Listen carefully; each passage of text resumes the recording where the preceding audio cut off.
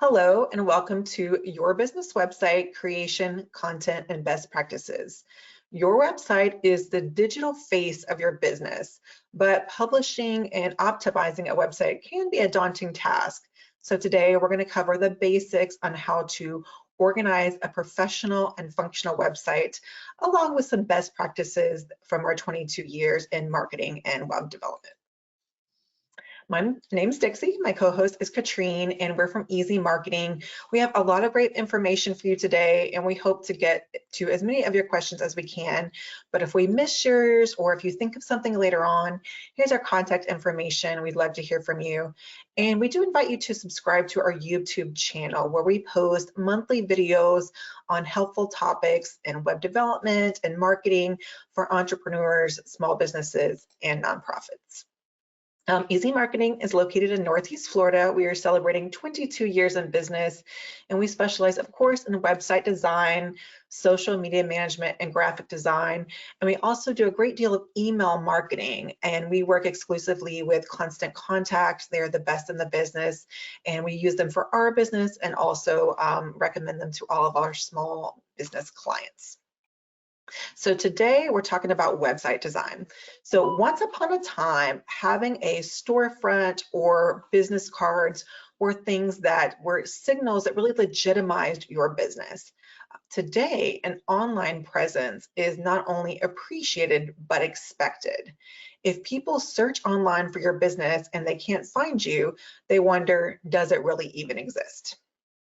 So today we'll be covering some website basics, the 5 essential web pages that your site should have, and platform options for publishing your site. So up first is Easy Marketing CEO Katrine Fredrickson with the basics of buying a domain name and getting your website registered. Katrine? Yeah, so what is the domain name? Sometimes it's called domain name, sometimes it's called the URL. So when you are in your browser on your computer, up at top, it usually says www and it says a name and then the end part of it. That is your username, your domain, and it should be yours. You should buy it and it should be in your name, and you remember to make sure that you look out for invoices. You can register that anywhere, but I do suggest you go to an independent place to do this because we're going to talk about where to host in the very end.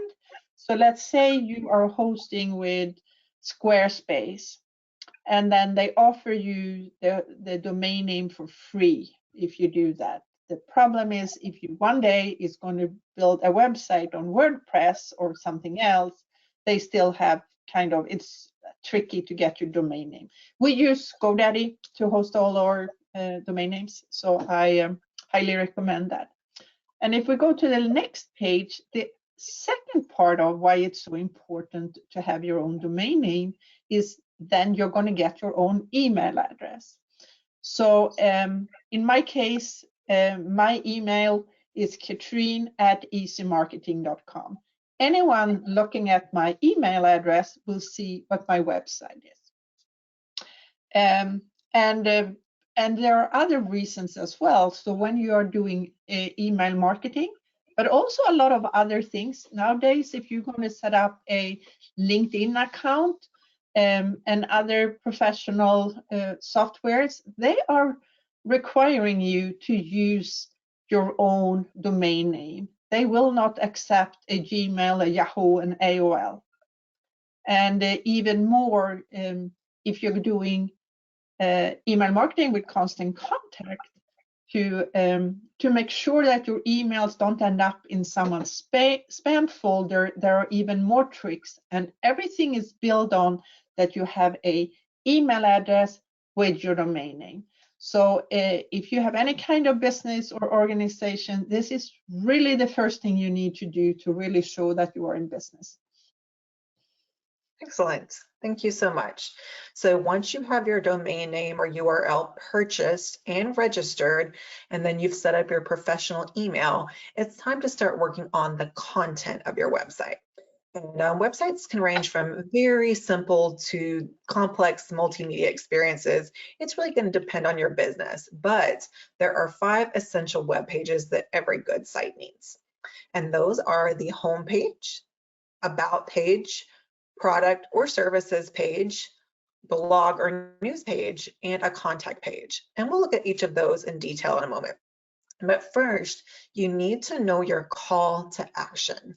And by call to action, we mean what you want the visitor to do when they come to your website.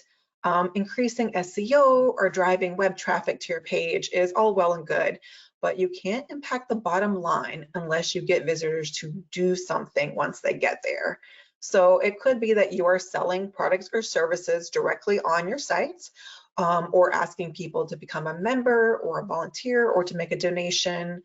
If your industry is more high touch, your site might be the entry point where you ask people to fill out a contact form or to call or email you to set up a later meeting or consultation. It depends on your business, but knowing the call to action, the thing you want people to do when they visit, is the essential first step that should drive the organization and the layout of your entire website. So let's start with the most important page on your website, and that's the home page. So I like to think of this as sort of the digital lobby, the place that every customer is going to pass through to interact with your business. And your homepage is going to make an immediate first impression. When people come there, you have only a matter of seconds, less than 10 seconds, for them to decide if your content is going to be relevant, reliable, and meeting their needs. And if not, they're just going to leave without viewing any other pages or taking any action. And we call that a bounce. So if you kind of calculate that as a percentage of visitors, that's known as the bounce rate. And lower is better, because we don't want people to come to our site and immediately bounce right off. We want them to stick and keep them on our site long enough to learn more about us and ultimately to answer that call to action. So let's talk about the top things that make people bounce off your website, off your homepage. And number 1 is low quality web design. If you slap together some sort of DIY Wix website and it shows, people are often going to equate that with the quality of your goods and services and make a speedy exit. Next is a sort of a mismatch between keywords and content. So unless they typed in your web address, www.yourwebsite, they probably came there from somewhere, from Facebook, from Google, from somewhere, and they came there with expectations. They had typed in some keywords. So if they're expecting one thing and then they got another, they're out of there, right? So you have to make it super clear right on the homepage exactly what it is that you do or don't do. And we often tell clients that no one wants to do a scavenger hunt on your website, right? Just because it's there somewhere at the bottom on a different page doesn't mean people can find it immediately. So you want to hit them with the most important stuff right up front, particularly up at the top of the homepage. So if you think an old school newspaper, right, you would think of the front page of the newsletter above the fold. That's the most important real estate on a newspaper. That's the most important real estate on your website. It's sort of the top of your homepage. So you want to make the most of that. The next thing that makes people bounce off your website is slow loading speed. So you remember back in the dial-up days, right? Those of us that are over a certain age, people are not down for that anymore. There's a bunch of stuff that goes into how quickly your pages load, but people have high expectations, right? They expect that stuff to pop up almost instantaneously, no patience. So you want to make sure, or if you're working with a web designer, make sure that all your images are sized appropriately. So if you're going to print like a big banner, you need large, high resolution graphics. But for a website, you want them to be much smaller little JPEGs. So that's one thing you could do today, is go through and look at all the size of your images and make sure that they're sized appropriately for your website. And that's going to speed up your speed. And last is poor mobile optimization. So more than half and growing of people who visit websites are doing so on a mobile phone, right? Or a tablet, some kind of mobile device. And those screens are much more small and narrow than a big desktop. So you have to build a website that's mobile responsive. And what I mean by that is that the elements are going to sort of rearrange themselves and look good depending on where they're coming from. So they're going to look good for people on a desktop and also people visiting on a mobile. So the example that you see here is from our website, easymarketing.com. And as you can see, our homepage looks different on a desktop version than it does on a mobile. And both of those are optimized for those two different size screens. When thinking about what to put on your homepage, we advise clients to think about your homepage and that it should answer 4 questions for a first-time visitor. So 4 questions. The first is, what is your product or service? You might think it's obvious what your business is about, but even if the name of your business is Jerry's Plumbing, there's still going to be questions for potential customers, right? Are you a residential plumber? Are you a commercial plumber? Do you have emergency services on the weekends 24/7 or just during normal business hours? So the more clearly that you can tell visitors what your business does, the more time that you can spend convincing them that you're the one that they should work with. So rather than burying that explanation at the bottom of the homepage, you want to make sure you convey that message up the top at the page loads so they don't have to scroll. And we really suggest using photos up there. Photos show more clearly than words what your products and services are about and help drive that point home. Number 2 is, who is it for? So when people visit your website, they need to know, is this for me?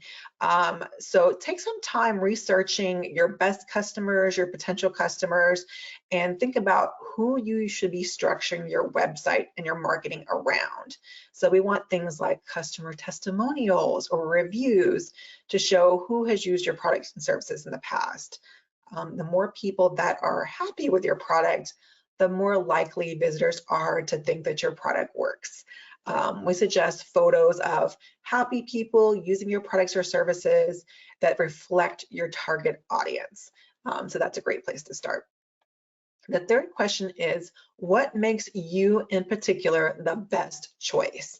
So you need to explain quickly how you stand out from the competition and why customers should choose you. And that's often the hardest part of the homepage design. You want to predict any objections from website visitors. So let's say that you're the 3rd coffee shop to open up in your neighborhood. They're all within walking distance of the apartments. Your homepage has to show why yours is the one to visit. So, show your experience, show how long you've been in business, if that's a value proposition. Maybe in this example, you have live music on the weekends or a unique variety of coffee beans. Whatever it is that differentiates you from the competition is something to put right there on the homepage. And finally, what should visitors do next? So we don't want people just to visit our website. We want them to buy something, to book an appointment, to come see us in person, maybe talk us up to a friend, even if it's just signing up from our newsletter. We want them to do something. So use a call to action button like read more or shop now, because those are easy ways to drive customers to action. We recommend that you make that button stand out with a bright or contrasting color, and of course, display it prominently. So the faster and easier that you make it for people to complete the action that you want, the more likely that they are to do it. The next essential page is your About page. So this typically is the 2nd most visited page on your site, and all websites need some sort of About page. It represents an opportunity for you to introduce yourself to potential customers, to establish credibility, and to foster trust. So here we have an example from a client website that we created. A good About page briefly tells what you do and why. So it's important to share succinctly the mission of your company, the products and services that you offer, and sometimes a little like backstory about how and why it was founded, if that adds to your credibility. Next is the product page. So this is the page where you're going to showcase in more detail the products or services that you offer. And if you have many products and services, you can always chunk them into categories. So on this website that we built for a client, we highlighted new construction, pre-construction services, and demolition, because those are sort of their three main specialties. And note the amount of text here, right? Not too much. We gave some great info. We particularly used good keywords, but there's no big long paragraphs here. Bullet points are great for conveying information. Remember, you don't need a lot of words for search engine optimizations, just the right one. So people are not, reading it like a novel. They just want to look at it and be able to pull out those important keywords. Next is the blog or news page. And when we say blog, we don't want you to think of it like a travel blog, right? Where somebody's putting up a bunch of photos and detailing their vacation. On a business website, a blog is where you post short articles or blurbs of news interest, typically of a timely nature. So these could be news, updates, specials you're running, a look behind the scenes at your organization. We often see blogs about new hires, new products, new contracts that you got, industry awards, and of course, any kind of news coverage about your business in industry publications or the newspaper or TV and that sort of thing. After you build your website, the vast majority of it is going to remain relatively unchanged unless you're doing like a big rebrand. So this is the page that tells people what's new and current with your company. And this is super important for search engine optimization, SEO. Websites that are stale, meaning that they have the exact same content for months on end, are going to be moving down in the search engine ratings. So taking the time to add this content improves SEO and also tells visitors that your business is active and thriving, and indicates that if this site is current, this page is current, then the rest of your site is likely to be very current as well. So when you're first publishing a website, you don't want like a blank news page or kind of like a placeholder. So we recommend that you write 3 blogs in advance so that you'll have them ready to post when you very first go live. And finally, all websites need a contact page. So ideally, your website is going to meet your customers' needs and answer as many of their questions as possible, sort of anticipate those. But there has to be a way for them to get in touch with a human. If you don't have contact information, your site is immediately suspicious. So at a minimum, you need a mailing address.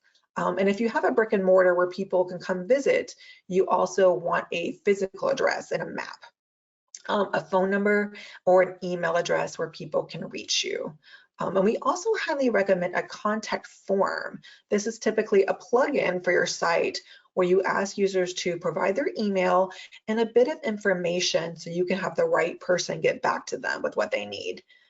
If you have a very small company where people are going to be interacting personally with you or your staff, so think like real estate, insurance agents, doctor's offices, that sort of thing, this is also a great place to showcase a bit of information about key personnel. And whether you are self-publishing or working with a web designer, we recommend that you write the content of the site before you start to work on the design. And a simple way to do this is just to put it all in a Word document. So you're going to outline first your call to action and then the content to be featured on each page. And then once you have your website registered and your content organized, then you'll need to decide how you're going to publish it.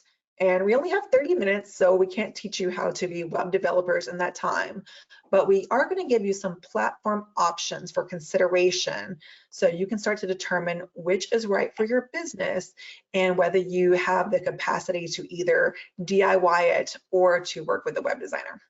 Katrine?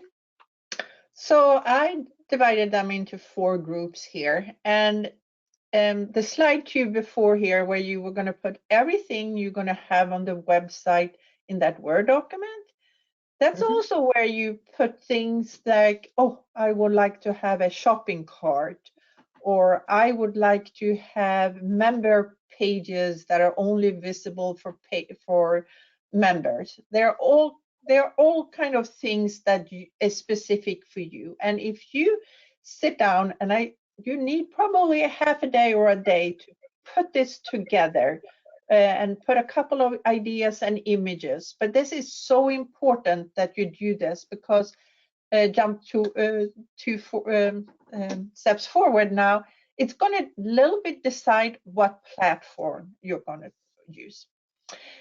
WordPress is a free platform that no one owns. It's open in the world for anyone to use.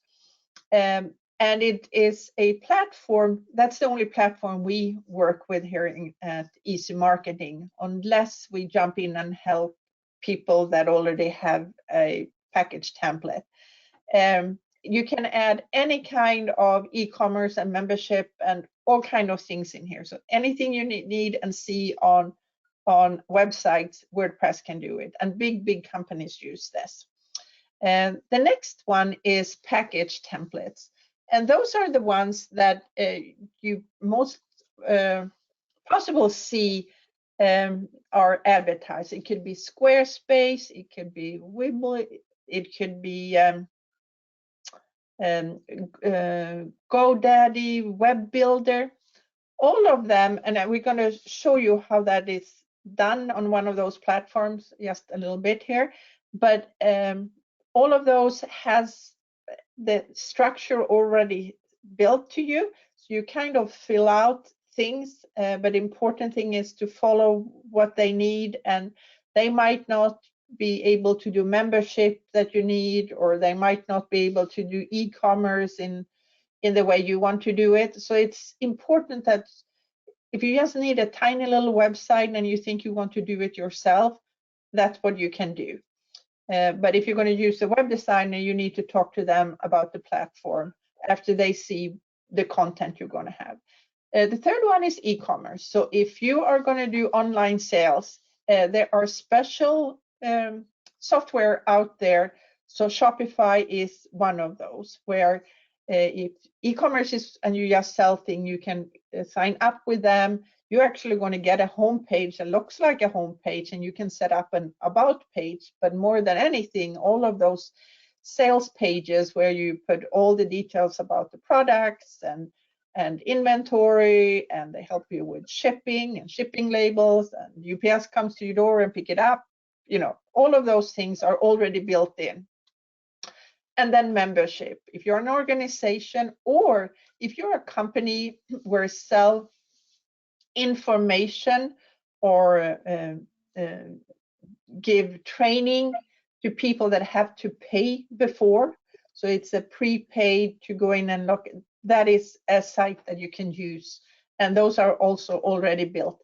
All of that can be done in WordPress, but sometimes that might be more feasible for you to use. And so those are the main categories. So we pulled up one of the platforms, Squarespace. It's just one of them. And we said we're going to start a website. So it's like, well, the first thing you said, what is your site about? And you clicked on whatever industry you are working on. And then the next one come up.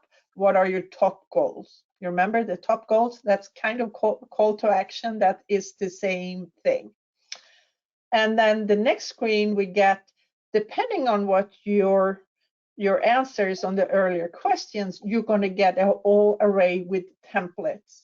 And you look at those pages. Do I want something dark? Do I want something light? And then you pick one of them that look attractive to you, and you can go in and see what different pages they have. Let's say you are only selling 5 products. I think Squarespace has a little shopping cart. Maybe that's the one for you.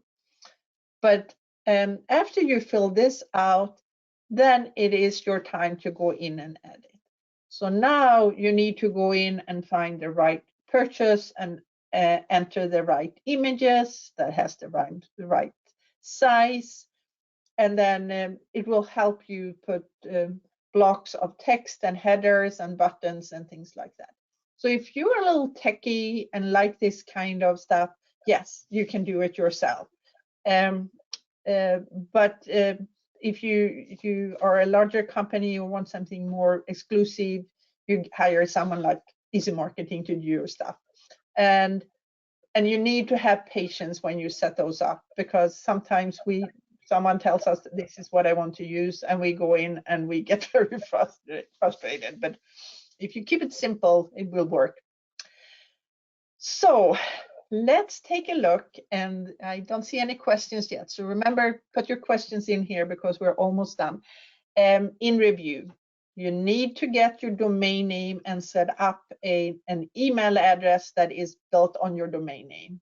That is usually done with Microsoft Office or with Google Workspace. Some of those platforms, it's like everything included in one deal. So if you're a small company with only a few people and only need a few pages, that might be an option for you as well. But you do need your domain name. It needs to be in your name, and you need to set up an email address. Then decide your call of action, create the Word document, pick the platform, and then you do it yourself or hire someone. And you can always build it until you see what it looks like, and then you click a button and the whole world can see it. And now you just need to get the word out that you do have a domain name, and that's where they can go and find more information. Yes. Excellent. Well, now we're going to start taking our questions. I see we have a couple, but now is the time to start typing them in, because in the few minutes that we have left. One I saw was about registering your business. So Katrine, we didn't really we covered registering your domain name, but not registering your business. So, are those the same, or where would you do that? No, they're totally different. And it depends on what state you're in, what country. I know we sometimes have people from other countries. In Florida, if you're opening a business in Florida, you go to SunBiz and you register with the state of Florida your business. You have to register it. In other states, it's different. But the domain name and registering your business as a business, and maybe you need a business license and you need to get an account with IRS, all of those are separate from your domain name. Excellent. There's a question here about WordPress. So what are some of the advantages and disadvantages of using WordPress? So WordPress can be built to tons of stuff. I actually working right now with a client. We just built and finished their website. And in the beginning, they only wanted a few pages, and then a little bit in here. We want them to have access to our database to pull out documents about security, safety sheets for all our products. They didn't even say that in the beginning, and maybe they didn't even know they needed it. But if you were stuck with and they only want their clients, their customers, to be able to reach those. So that was the second part. It's one thing to show a lot of documents, but it's only their customers that can see it. So with WordPress, it can do everything. Very complicated, big e-commerce sites are built on that, but it is a bit tricky. The other platforms, they are like in a little cage, and it's really hard for anyone to get into it and harm it with Trojan horses and spam. With WordPress, I told you that is free, but to build it and really be able to do things like the basic has like images, and maybe they have slides going up, but otherwise you go in and purchase, it's called plugins. That is just the same thing as an app on your cell phone. Your cell phone can really only call and take text messages to start with. But if you also want a calendar, you need to download a calendar app. If you want to have something that cuts and colors your photos you take, you do an app, the same thing. So there is no end to what WordPress can do. So that is the advantage. So Linda, the disadvantage is, it's a bit tricky. You can always find really inexpensive hosting, but you need to know how to keep it updated, how to have security, how to do backups. Also there are some packages to buy, but I can take an example. So our clients pay $44 a month for us to host, keep that updated, keep that secure, doing backups, and making small updates on their website. So that is what we do. So we charge 44, and that's kind of low if you are a company like ours. I know others charge $100. So yeah, so that's the advantage and disadvantage. I hope that answers your question. No, I think that does it well. I mean, it really depends on the size of your business and what your needs are, right? So if you're a very small business and you're thinking, okay, I just need the 5 pages that we went over today, and you are trying to save money and you want to DIY it, then you probably want one of those templates that we gave the example of. We showed the Squarespace, where you're going to go in and basically buy something that's already designed, and then you're just going to plug in your specific information, right? Your pictures of your products, your text. But it's not very customizable. If you are hoping that your business is going to grow and that you can eventually add more to your website, e-commerce and all these other, scheduling options, if there's any chance that your business is going to grow and that you're going to outgrow those little templates, those little DIY templates, then you probably are going to want to have it built on WordPress. But unless you have a background and you're a little bit techie, you probably are going to need the help of a web designer for that. Great questions. And somebody asked about what were those template builders that we talked about. There's so many, but a few that we could recommend: Wix, Squarespace, GoDaddy, HubSpot. Any of those are, legitimate sites that you could use. Go in and get templates to get your website. But as Katrine mentioned before, it's best to register it somewhere else, so that you really are sure that you own that domain name and that it's portable if you ever have to switch it to WordPress or a different platform. Yeah, so one other thing is, if you build a website in there, whatever, like Squarespace, it's only sitting there. You cannot take that website and move it to your own server or move it to Wix or something. It doesn't work because it's all in one place. So with WordPress, you can put it on any server anywhere. You can move it and host it yourself. Yeah, it's open source, WordPress is, and it's works so well with plugins because big companies all over the world are using it. Well, thanks. Those were great questions. We do these workshops every month, so we invite you back for our next free webinar, which is going to be in July, and we're going to be talking about visuals. One of the most important parts of your website are the visuals. We're just such a visual society. So we're going to show you how to use a free resource called Canva to create eye-catching visuals that can make or break your websites. And also it works for email campaigns and social media as well.